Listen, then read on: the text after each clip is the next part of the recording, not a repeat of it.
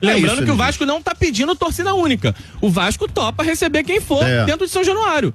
Quem não garante segurança é a Polícia Militar.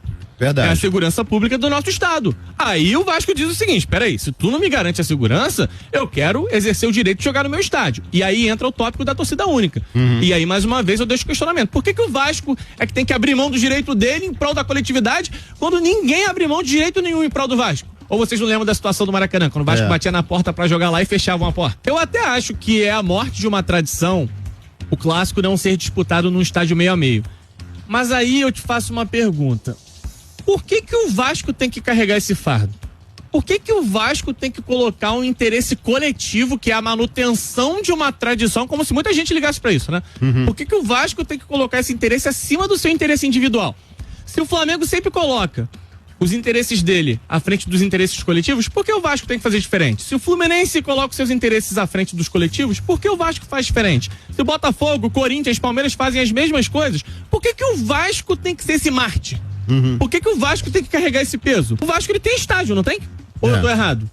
Correto. E outra coisa, o estádio do Vasco, ele tá interditado? Não, né? Não. Porque eu tive lá domingo trabalhando, num Vasco e Santos. Se o Vasco tem um estádio, por que ele não pode exercer o direito de jogar no próprio estádio? Ah, mas não tem segurança para receber Flamengo e Fluminense. Aí é um problema da segurança pública.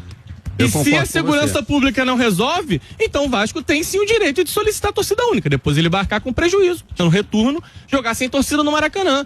Me desculpa, gente. O problema de segurança pública é da Polícia Militar, da Guarda Municipal. Eles se organizam lá e criam uma situação. Até porque o Vasco recebe várias torcidas do Brasil inteiro. Torcidas, muitas dessas que nem são tão amigas assim da torcida do Vasco. O Newton Santos recebe. Torcida visitante, o Maracanã recebe também. Vasco, e cria-se um esquema de segurança. E dentro do estádio, aí sim, cabe ao Vasco oferecer segurança. E se o Vasco não oferecer segurança, pune o Vasco. Isso, Interdito agora, peraí. O estádio do Vasco, ele tá liberado para receber jogos de futebol. Ele não pode estar liberado para receber só determinados jogos de futebol. Ou ele recebe todos os jogos de futebol possíveis, ou ele não recebe nenhum. E cabe, então, à segurança pública levar a torcida do Flamengo em segurança, a parcela visitante lá para dentro de São Januário. E acabou. Não é o Vasco que tem que... o Vasco tem que manter a tradição. Olha, eu acho muito bonito, tá? A tradição do futebol do Rio de Janeiro, estádio meio a meio, acho belíssimo.